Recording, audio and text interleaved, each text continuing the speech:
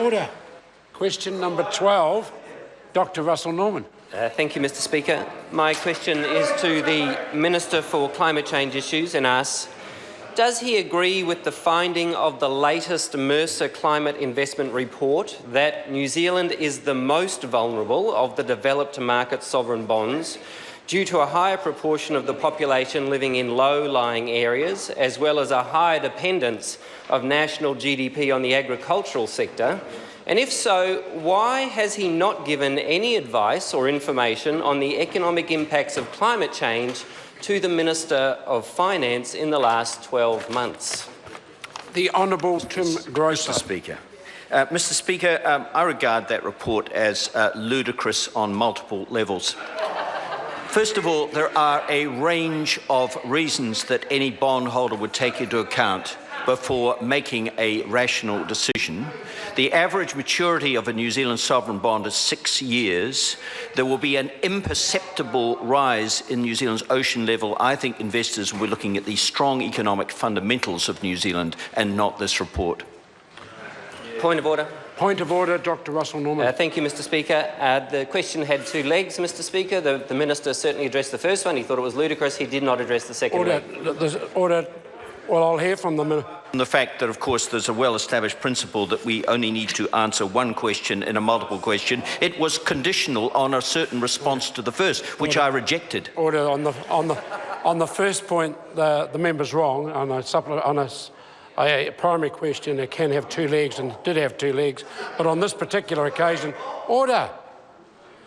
The Minister clearly said that he didn't agree with the reports using words like it's ludicrous or words to that effect, in which case he didn't have to address the second part of the question. In my opinion, the member might want to take the issue further forward with a supplementary.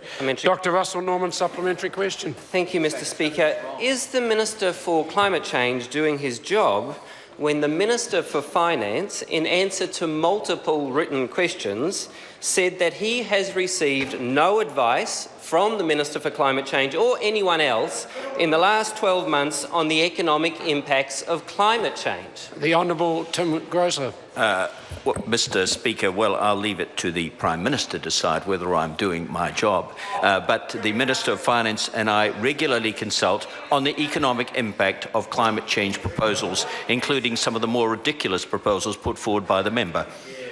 Supplementary question. Supplementary question, Dr. Russell Norman. Thank you, Mr. Speaker. Will his strategy of ignoring climate change, will it increase or decrease the future financial risks we face as a nation from climate change? The Honourable Tim Grosser. Mr. Speaker, I believe that the policies of this government are following, which are concentrating overwhelmingly on the real source of the problem, which is the global response, will make a significant contribution to this. With respect to adaptation, I think there's still a lot of work to be done by New Zealand over the next 20 to 50 years, and I'm very open to debate on that matter. Supplementary question, Dr. Russell Norman. Thank you, Mr. Speaker. Why is this government doing next to nothing on climate change in terms of reducing our emissions when one of the largest financial consulting firms in the world, Mercer, is saying that our climate risk profile is one of the worst in the developed world? And don't boulders on the roads next to the beach tell him anything about the way the world might change? The Honourable Tim Grosser. Well, the boulders on the beach at Lyall Bay do remind people of the need to be a little bit careful in going down in storms. What the government is doing is a careful policy of trying to balance economic risks with a responsible attitude towards climate change. We will meet all our international obligations that we've committed ourselves to.